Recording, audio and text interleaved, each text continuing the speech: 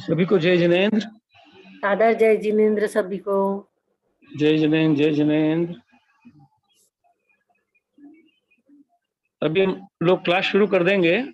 दोनों दीदी को कुछ प्रॉब्लम है शायद, उन्होंने अभी चालू कर दिया है, हम क्लास शुरू कर दे रहे हैं। तो सबसे पहले मंगलाचरण करेंगे। कुमकुम दीदी आप मंगलाचरण बोलिए। मोक्ष मार्गस्य नेतारं वेतारं कर्म भूभृतां ज्ञातारं विश्वतत्त्वानां वन्दे तद्गुणलब्धये, वन्दे तद्गुणलब्धये।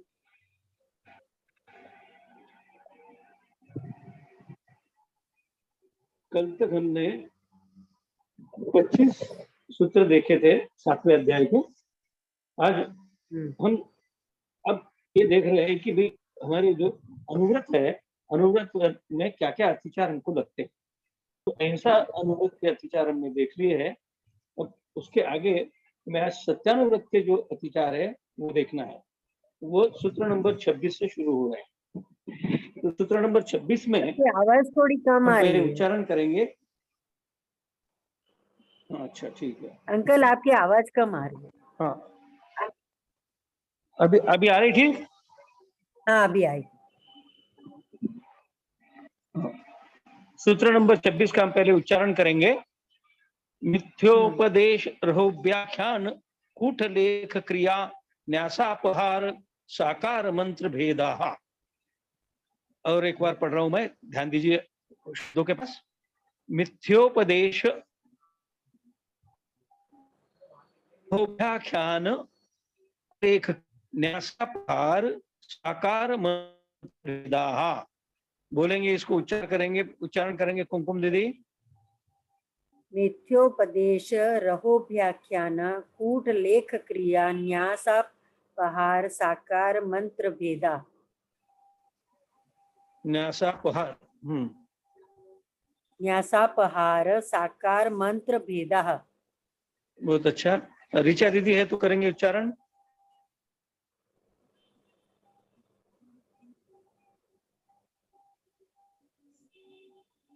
ठीक है, शायद नहीं है। अभी का हम अर्थ देखेंगे। सत्य अनुव्रत के 5 अतिचार होते हैं। वो 5 अतिचारों के नाम इस प्रकार है। एक तो मिथ्यो उपदेश, मतलब मिथ्या उपदेश देना, गलत उपदेश देना। दूसरा रहोव्याख्यान, गुप्त बातें बताना। कुट लेख क्रिया, गलत लेख लिखना, गलत डॉक्यूमेंट्स बनाना। न्यासापहार मतलब किसी ने दी वस्तु, हमारे पास यदि किसी ने दी है उसको कम वापस करना, बदल जाना। साकार मंत्र भेदा, और किसी ने हमको कुछ कहा है उसका हम उसने गुप्त रीति हमें कुछ बताया है उसका भी हम दूसरों को बता देना। ये 5 प्रकार के अतिचार है। एक एक करके हम सब डिटेल में देखेंगे।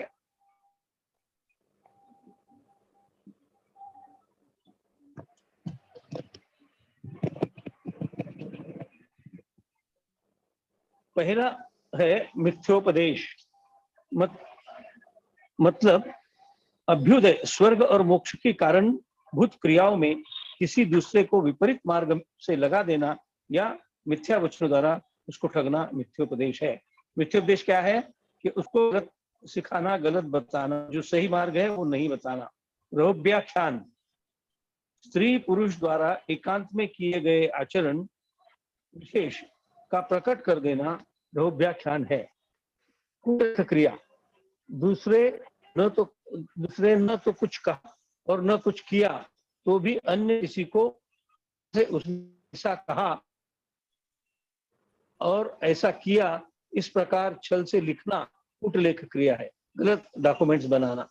न्यासापहार, धरोहर में चांदी आदि की रखने वाला कोई उसकी संख्या बोल, यदि उसने कमती लेने लगा तो ठीक है, इस प्रकार स्वीकार कर उसका सामान हड़प लेना, ये न्यासापहार है। साकार मंत्र, अर्थवश, प्रकरणवश, शरीर के विकारवश या भूक्षेप आदि के कारण दूसरे के अभिप्राय को जानकर डाह से उसका प्रकट कर देना साकार मंत्र भेद है। इस प्रकार ये सत्य अनुव्रत के 5 विचार है। इसके आगे काफी डिटेल्स में बताया है, वो हम डिटेल में पढ़ेंगे पहले तो हम समझ में आ जाएगा हमारे। मिथ्योपदेश, दान, पूजा, शील, व्रत एवं उपवास आदि शुभ क्रियाएं जो अभ्युदय का मतलब स्वर्ग का कारण है, इन क्रियाओं को पाप का कारण कहकर उन्हें शुभ मार्ग से हटाना। कोई यदि शुभ कार्य कर रहा है, अरे इससे क्या होने वाला है, इसे मत करो, ऐसा गलत उसको एडवाइस देना, ये मिथ्योपदेश है।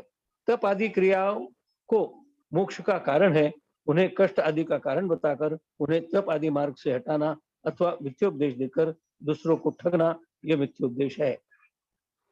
यहाँ प्रश्न यह है कि सत्यानुव्रति इस प्रकार मिथ्योपदेश का सहारा क्यों लेगा, इससे उसे क्या लाभ है। अभी मिथ्योपदेश क्यों देगा जिसने, तो उसका समाधान नीचे दिया है कि भाई ऐसा वो गलत उपदेश क्यों देगा, उसको क्या फायदा है उसका।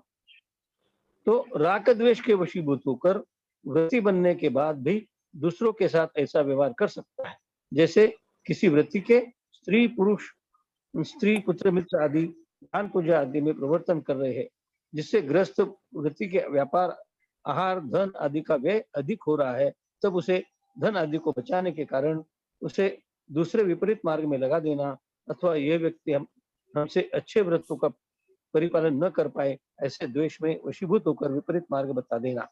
जैसा कि देखा जा रहा है कि स्वर्ग सुख को देने वाली दान और पूजा की क्रियाओं में धन, समय एवं श्रम लगता है, लेकिन धन, समय और श्रम को बचाने के लिए दान, पूजा आदि की सामग्री का स्वरूप बदल देना। वर्तमान में कुछ साधु आचार्य ख्याति पूजा लाभ के लिए वशीभूत होकर उसी मार्ग का अनुकरण कर रहे।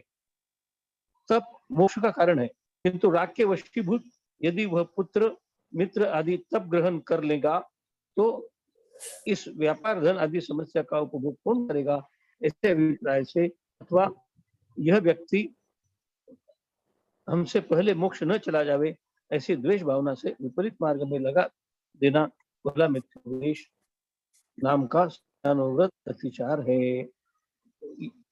ये कोई मोक्ष मार्ग में लगा है, समझो हमारा बेटा मोक्ष मार्ग में लग रहा है, तो हमें चिंता हो जाती है कि भाई हमारा ये व्यापार कौन संभालेगा, ये हमने जो कुछ कमाया है, हमारा जो व्यापार चल रहा है, उसका क्या होगा।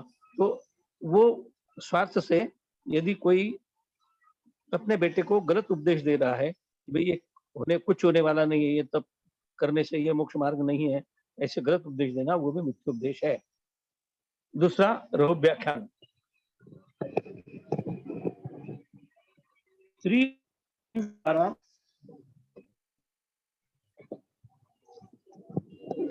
एकांत में किए गए आचरण विशेष को प्रकट कर देने से, दूसरों को बताने या कहने से एकांत आचरण करने वाले स्त्री पुरुष में या तो बदले की भावना बढ़ जाएगी, जिससे वह भी तुम्हें दूषित करेगा, करने का मौका खोजेगा, अथवा आत्मग्लानि से स्वयं भी घात कर सकता है।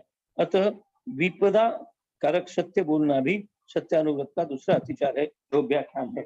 यदि किसी की कुछ गुप्त बातें हैं, यदि हमने उसको ओपन कर दिया, खोल दिया और उसे आत्मग्लानि हो गई, तो वो घात भी कर ले सकता है, तो ऐसे बड़ा पाप उससे हो सकता है। इसके लिए ऐसा सच भी मत कहो कि जिससे दूसरे का मन दुख रहा हो या हिंसा होने वाली हो। कूटलेख क्रिया, परिग्रह की आसक्ति, ख्याति, पूजा, लाभ भी भावना के वश, लाभ की भावना के वशीभूत होकर कूटलेख आदि करना लिखना, जैसे कि वर्तमान में कुछ विद्वान धर्माचार्य धर्म का यथार्थ स्वरूप समझते हुए भी मिथ्या बातों की पुष्टि लेख पत्रिका पुस्तकों में छपवा रहे हैं। यह सत्यानुगत का तीसरा अधिकार है।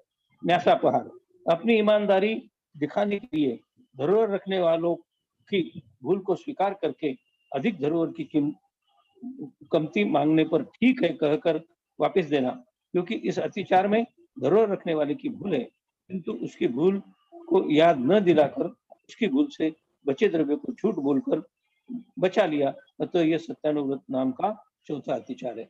आपके पास किसी ने समझिए कि भाई 2 किलो चांदी रखी है, वो वापस आता और कुछ पैसे दे गया है, वो वापस आता है और बोलता है भाई मेरी 1.5 किलो चांदी वापस दे दो, ये आपका पैसा ले लो, तो आप उसको ये नहीं याद दिलाएंगे कि नहीं तूने 1.5 किलो नहीं 2 किलो रखी चांदी, ये तेरी 2 किलो लेके जा, तो वो सत्यानुव्रत का पालन हो जाएगा। लेकिन वो भूल गया है, 2 किलो के बजाय 1.5 किलो बोल रहा है, आप उसको कुछ भी नहीं बोल रहे, उसका 1.5 किलो वापस दे रहे हैं उसको, और आधा किलो आप हड़प ले रहे हैं उससे, तो ये न्यासापहार हो गया। साकार भेद, लोक के वश, प्रसंगवश, शरीर के संकेत के कारणभूत किसी के गुप्त संकेत, कोई वर्ड को समझकर प्रतिशोध की भावना से उस गुप्त संकेत को प्रकट कर देना साकार मंत्र भेद है। किसी साकार मंत्र भेद पर साक्षी का प्रत्यक्ष प्रमाण का अभाव होता है, इससे कभी व्यक्ति झूठ भी साबित हो सकता है, अतः संक्लेश का कारण होने से पांचवा साकार मंत्र भेद भी सत्यानुव्रत का अतिचार है। इस प्रकार ये 5 सत्यानुव्रत के अतिचार बताए गए हैं। विजया दीदी, अगला सूत्र ले लीजिए ना। जी जी जी।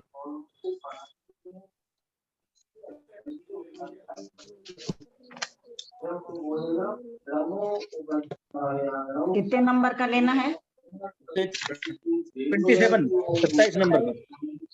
हाँ हाँ 29 ना।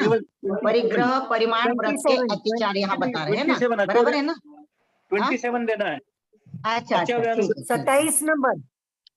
हाँ 27 लेना है। हाँ यहाँ अचौर्यानुव्रत के अतिचार बता रहे हैं।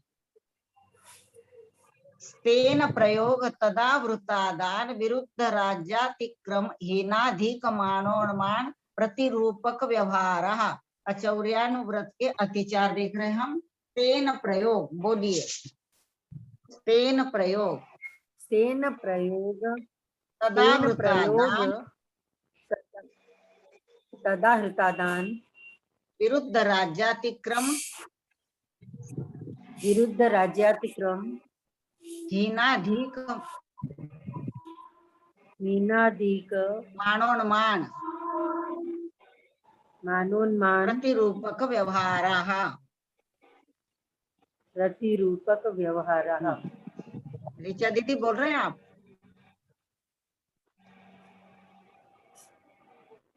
आज ऋचा दीदी की आवाज नहीं आ रही है। होंगे वो। हाँ, एक बार फिर से बोल लेती हूँ। स्तेन प्रयोग तदा वृत्तादान विरुद्ध राज्यातिक्रम हीनाधिक मानोन्मान प्रतिरूपक व्यवहारः।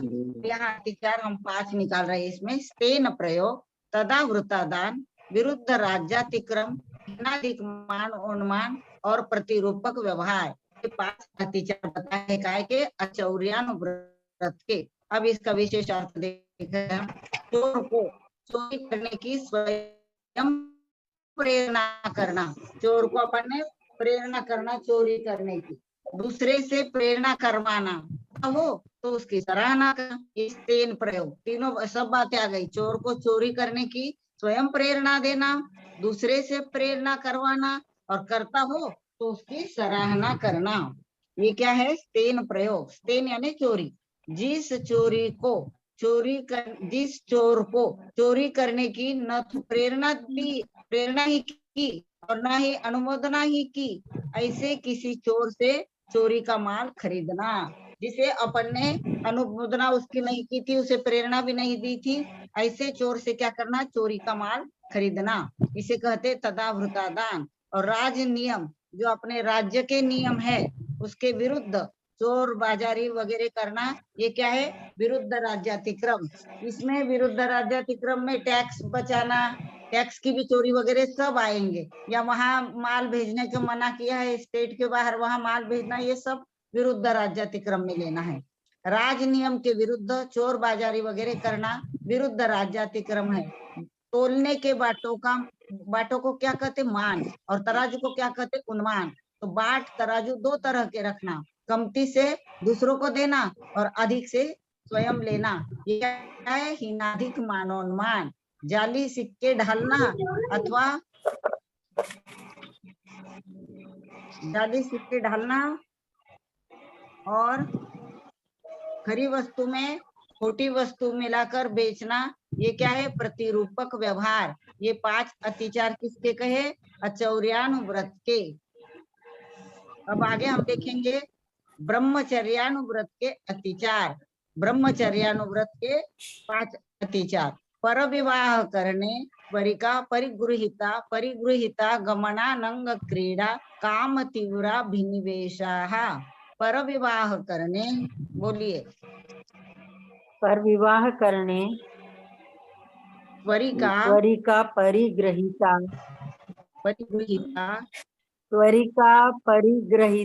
परिग्रहिता, गमनानंग क्रीडा काम तीव्रा विनिवेशः।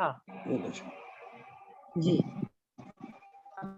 पर विवाहकरण, अपरिगृहित इत्वरिका गमन, और तीसरा परिगृहित इत्वरिका गमन, अनंग क्रीड़ा और काम तीव्रा विनिवेश। ये 5 किसके अतिचार है? ब्रह्मचर्यानुव्रत के 5 अतिचार। हर एक व्रत के हम देख रहे हैं, तो ये है ब्रह्मचर्यानुव्रत के अतिचार। अब इसका विशेष अर्थ, कन्या के वरण करने को क्या कहते? विवाह। दूसरों का विवाह करना पर विवाहकरण।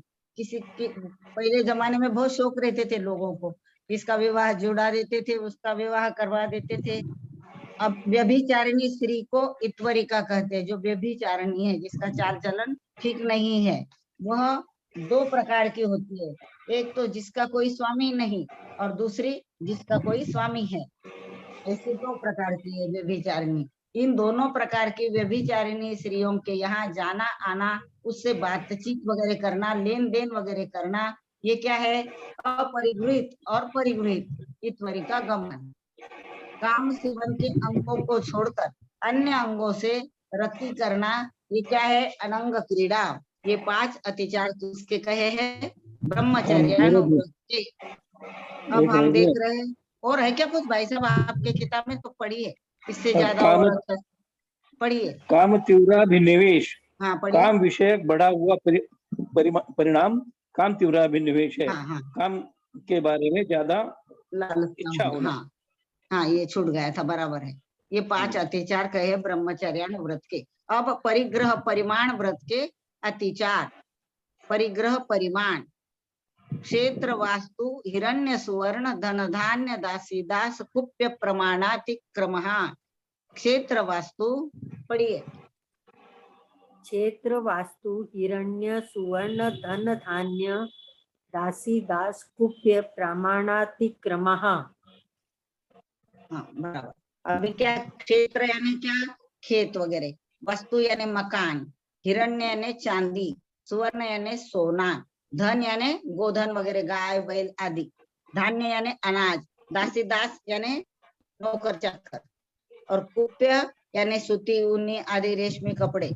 इन सबके किए हुए परिमाण को लोभ में आकर बढ़ा लेना, यह क्या है? परिग्रह परिमाण व्रत के अतिचार।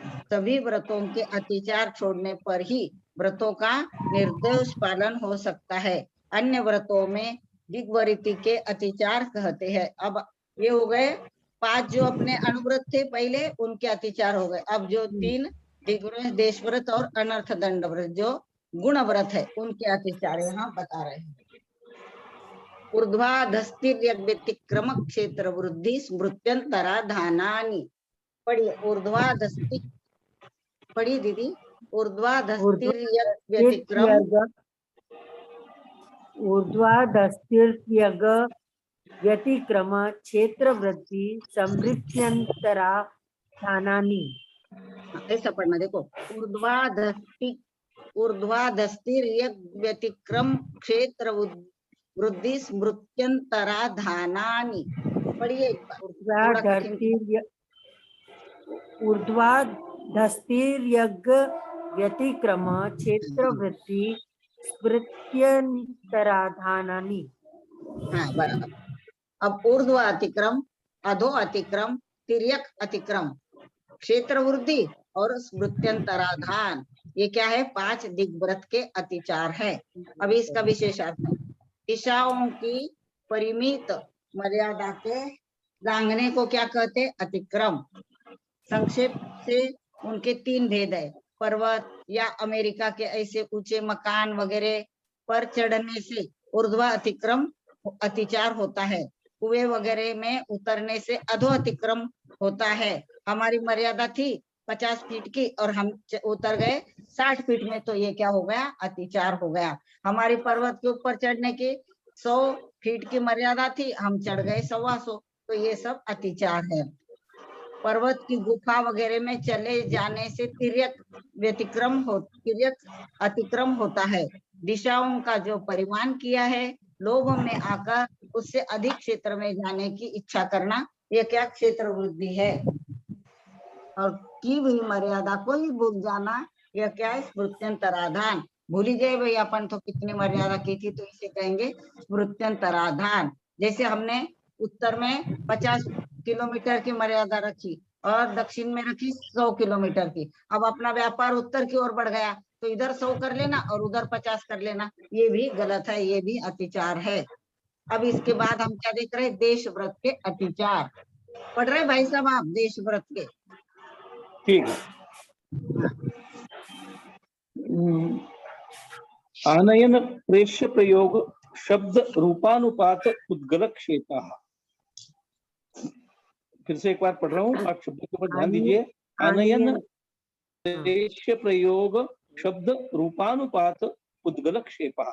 पढ़ेंगे। आनयन प्रेष्य प्रयोग शब्द रूपानुपात उद्गल क्षेपः।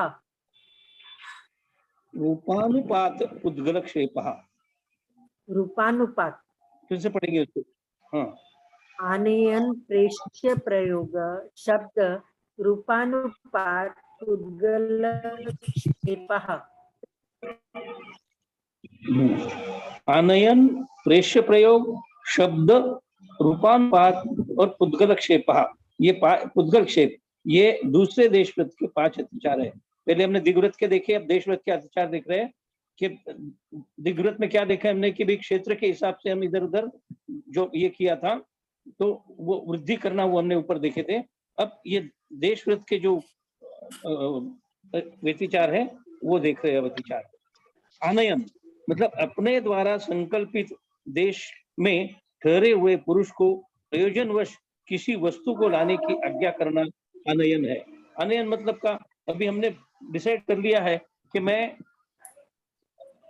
महाराष्ट्र छोड़ के बाहर नहीं जाऊंगा और मेरे को कोई महाराष्ट्र के बाहर की चीज की जरूरत पड़ी है, तो मैं तो नहीं जा रहा हूँ, लेकिन किसी को भेज के वो चीज मंगवा ले रहा हूँ। तो ये भी एक अतिचार हो गया कि मैंने तो मर्यादा बांधी थी कि मैं महाराष्ट्र के बाहर नहीं जाऊंगा, लेकिन मैं दूसरे किसी को महाराष्ट्र के बाहर भेज के मेरी जरूरत पूरी कर ले रहा हूँ। तो ये एक अतिचार हो गया। प्रेष्य प्रयोग, ऐसा करो, इस प्रकार काम में लगाना प्रेष्य प्रयोग है। उसी तरह किसी को मतलब अपने काम के लिए दूसरे किसी को भेजना या किसी द्वारा वो काम करवाना, ये प्रेष्य प्रयोग है। शब्दानुपात, जो पुरुष किसी उद्योग में जुटे हैं उन्हें उद्देश्य कर खासना आदि शब्दानुपात है। अब जो कुछ दूसरे लोग काम कर रहे हैं, हमको उनसे बात करनी नहीं है। हमने ये डिसाइड कर लिया कि भाई हमने हमारे ये रूम से बाहर जो भी लोग हैं, कुछ देर के लिए हम वो रूम के बाहर किसी से हम कांटेक्ट नहीं करेंगे, लेकिन हमको उनसे कांटेक्ट करना है, उनको इशारा करना है, तो हम खासेंगे ताकि वो हमारे पास ध्यान दे। वो शब्दानुपात है। रूपानुपात, उन्हीं पुरुषों का अपने शरीर को दिखलाना रूपानुपात है। रूपानुपात मतलब इशारे करना, इशारे करके अपना काम निकलवाना। उद्गल क्षेप, ढेला आदि फेंकना। अब वो अपने पास अपने इशारों को नहीं देख रहा है, अपने पास वो व्यक्ति का ध्यान नहीं जा रहा है, तो कोई चीज उसके पास फेंक कर उसका ध्यान अपने पास खींचना, ये पुद्गलक्षेप है। इस प्रकार देश विरमण व्रत के 5 अतिचार है। हमने ये पांचों शब्द का अर्थ देख लिया है। ये पांचों अधिकार स्थूल से सूक्ष्म की ओर लगाए जाते हैं। जैसे किसी देशपति ने एक दिन की किसी दूसरे ग्राम न जाने के व्रत लिया, लेकिन उस ग्राम से किसी वस्तु लाने का प्रसंग बन गया, तब उस ग्राम को स्वयं न जाकर उस ग्राम से किसी व्यक्ति को भेजकर वस्तु मंगवाना। कुछ इस प्रकार मर्यादित देश से अमर्यादित देश में किसी वस्तु को किसी वस्तु के द्वारा भेजना, मतलब पहले इसमें आनयन मतलब बुलाना, दूसरे इसमें भेजना।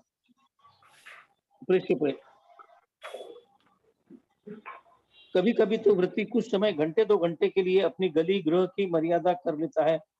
मैं यहाँ इतने समय तक नहीं जाऊंगा, किंतु किसी बीच में कोई काम गली गृह में आ गया, तब उस काम को दूसरे से कराना शब्दानुपात, रूपानुपात एवं पुद्गलक्षेप, ये 3 अतिचार है। अब क्रम प्राप्त तीसरा अनर्थ दंड व्रत, ये 5 अतिचार कौन से है, ऐसी जिज्ञासा होने पर आगे का सूत्र कहते हैं। अभी एक सूत्र और हो सकता है। कंदर्प कौत्कुच मौखर्या समीक्षाधिकरण करणोप भोग परिभोगनार्थक्याणि। इसे एक बार पढ़ रहा हूं, शब्दों पे ध्यान दीजिए।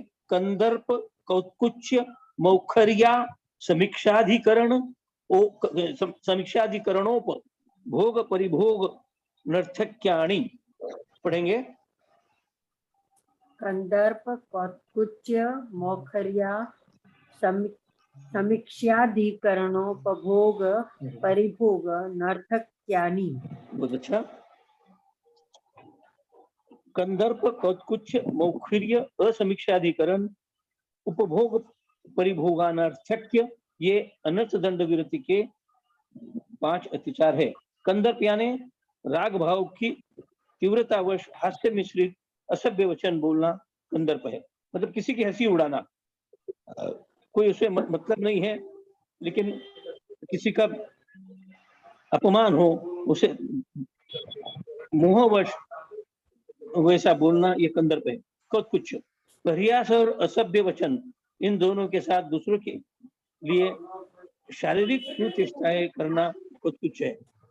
मतलब हम गलत बात तो कर ही रहे, उसके साथ साथ हाव भाव भी कर रहे, हाथ भी हिला रहे, इशारे कर रहे, वो कौत्कुच हो गया, प्रयास कर रहे। मौखर्य धीरता के लिए हुए निस्सार कुछ भी बकवास करना मौखर्य है। बकबक करना जिसको बोलते हैं, और कोई क्या बोल रहा है, कोई क्या कर रहा है, उसकी कोई ये नहीं करना है। कौन सामने बैठा है, कोई नहीं बैठा है, उसके हम वो ध्यान न रखते हुए धीरता लिए हुए बात करते रहना। असमीक्षाधिकरण प्रयोजन का विचार किए बिना मर्यादा के बाहर काम करना असमीक्षाकरण है। फिर से एक बार पढ़ो। प्रयोजन का विचार किए बिना, मतलब क्या कारण है उसका कोई विचार नहीं करना है। मर्यादा के बाहर अधिक काम करना, बिना सोचे समझे काम करते जाना, अधिक काम करना, ये असमीक्षाधिकरण है। और उपभोग परिभोग पकड़ के रखा, मतलब की एरिया पकड़ के रखा है, पासपोर्ट तो लेने आएगा। उपभोग परिभोग के लिए जितनी वस्तु की जरूरत थी वह अर्थ है, उससे अतिरिक्त अधिक वस्तु रखना उपभोग परिभोग व अनर्थक्य है। इस प्रकार ये 5 अतिचार अनर्थ दंडवत के हुए, हमने पढ़ ली है। और ये 5 शब्दों का अर्थ भी हमारे समझ में आ गया है। कंदर्प क्या है, कौत्कुच क्या है, मौखर्य क्या है, असमीक्षाधिकरण क्या है, और उपभोग परिभोग नार्थक्य क्या है। उपभोग परिभोग नार्थक्य मतलब हमारे को जितनी वस्तु की जरूरत है उससे ज्यादा वस्तुओं का हम धारण करना, या उससे ज्यादा वस्तुएं हम जमा करना। हमें जरूरत है कि आज दिन भर के लिए हमें 2 कपड़ों की जरूरत है, हम आज 5-6 कपड़ों का इंतजाम करके रखते हैं। आज हमें जितनी जरूरत है उससे ज्यादा वस्तु का परिग्रह कर लेना, ये परिभोग नर्थक्य है, उपभोग परिभोग नर्थक्य। इस तरह ये सूत्र हमारा पूरा हुआ। अब अगला सूत्र हम कल करेंगे। समय हो चुका है। विजया दीदी, आप जिनवानी स्तुति करेंगे। यदर्थमात्रा पदवाक्यहीनं मया प्रमाद्याद्यति किञ्चनोक्तं तन्मे क्षमित्वा विदधातु देवी सरस्वती केवलबोधलब्धिं। बोधि समाधि परिणाम शुद्धि स्वात्मोपलब्धि शिव सौख्य सिद्धि। चिंतामणि चिंतित वस्तु दाने त्वां वंदमानस्य ममास्तु देवी। जावानी के ज्ञान दे तुझे लोकालोक जोवानी मस्तक दर्शोता देत हूँ। हे जिनवानी भारती तो ही जपो दिन रहे जो ते शरणागहे सो पावे सुख चैन। द्वादशामय जिनवानी माता की जय, सिद्धांत शास्त्र की जय, तत्वार्थ सूत्र ग्रंथ राज की जय, आचार्य उमा स्वामी देव की जय। सभी को जय जिनेन्द्र। जय जिनेन्द्र, जय जिनेन्द्र, जय जिनेन्द्र। सभी को जय जिनेन्द्र। दीदी ये भेज देना आप, विजया दीदी। जी जी जी, मैं लिख के भेज दूंगी आपको। जी हाँ, जी जी, जय जिनेन्द्र। जय जिनेन्द्र सभी को, सभी को जय जिनेन्द्र। सभी को जय। मामूली सा गर्म हो जैसे 30, 40, 50 डिग्री तक जीता है, 60 डिग्री तक भी जीता रहता है। मीडियम गर्म कर दिया।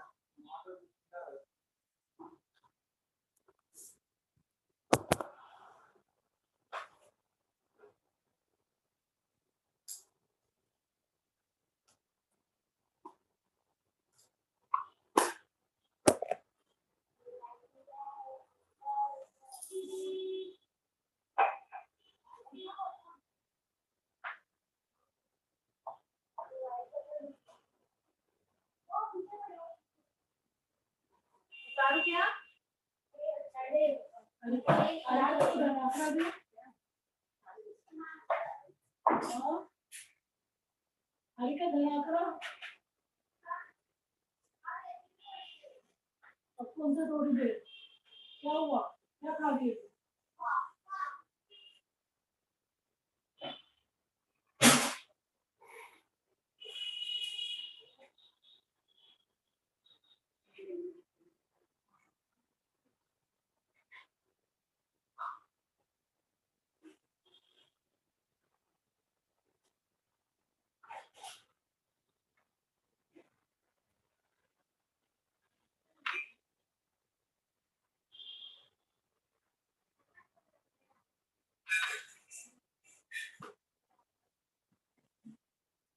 दोनों लिस्ट अलग अलग करके जरूरी है। बिल्डिंग में आया है तो फिर सोचना ही पड़ेगा, करना ही पड़ेगा। दो के सो गए तो अपने आए बाद में। इसके पापा को भी हो गया, इसके हस्बैंड को। तो नीचे भी जाते ही विदेश का फोन आया था ना, कितनी बार ये लोग क्या वहाँ से खाना भी लेके आए। खाना नाश्ता कितनी बार बाहर बाहर से ही आता है इनका खाना। कितनी बार दरवाजे को तो पूछता है 900 कौन सा है, काम से और दिन में 2 बार 3 बार तो सुबह से चल जाती है ना 8 बजे से, ये चली जाती है तो 2 बार 3 बार तो उतरती है। अरे जो मतलब ऐसे ना चले जाते तो वहाँ कभी बाई नहीं आती खाना बनाने के लिए, तो फिर मंगाना ही पड़ता है।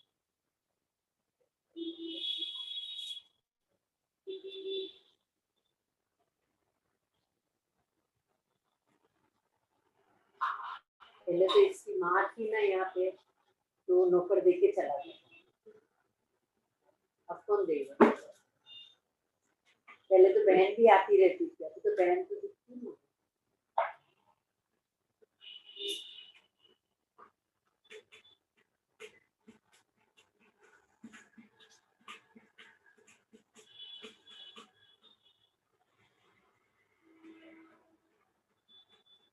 अरे हो गई क्या एग्जाम? कैसी हुई? हाँ मम्मा मैं स्टेटस डाला मेरी 3-8 को हो गई आइटम वो 5 4 8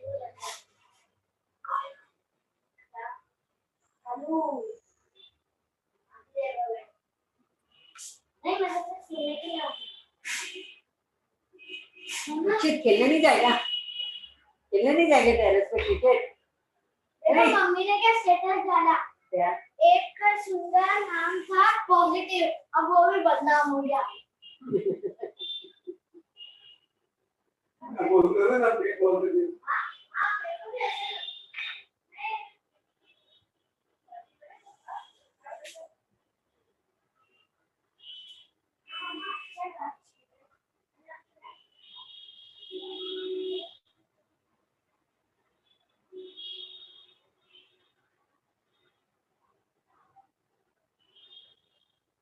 नहीं देख रही है तो मैं समाधान लगाऊं? हाँ, 510 को दे दे। ओए 510 दे ना 510। कितना 410 को हाँ 410। ये क्या कर रहा है? ये ओपन हाउस है, ओपन हाउस। किसका? ये चालू चार से चार पाँच। टमाटर चालू बस 5 मिनट के ओपन हाउस है। सब नंबर मिल गए कि नहीं?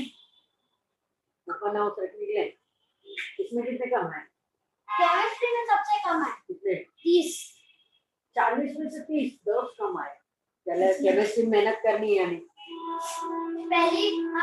मेरा पहला सेमेस्टर में 30।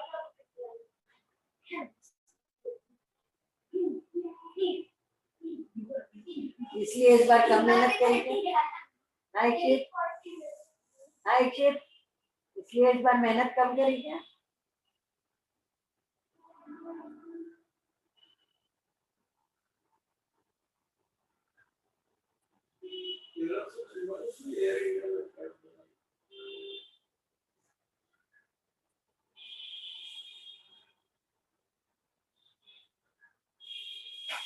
कभी भी फ्लाइट तो थी।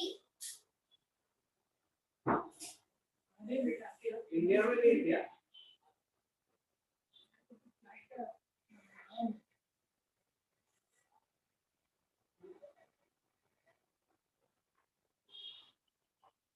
मुझे लगा 1 3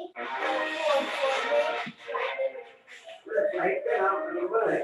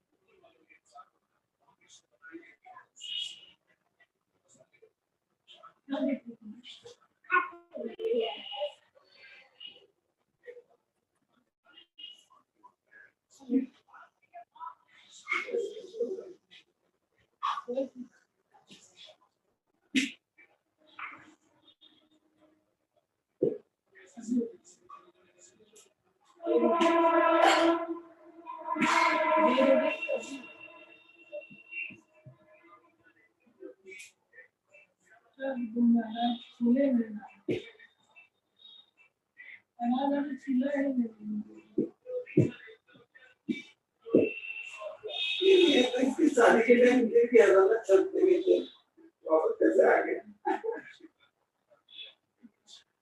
हाउसफुल बोल बाजू वाले संजय देवगन के साथ शादी में ना लड़कियों की बात करेंगे तो फोन आया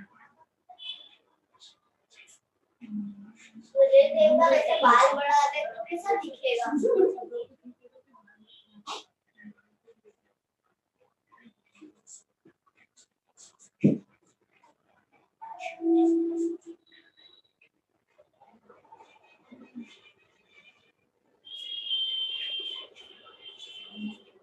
लिफ्ट तो चालू कर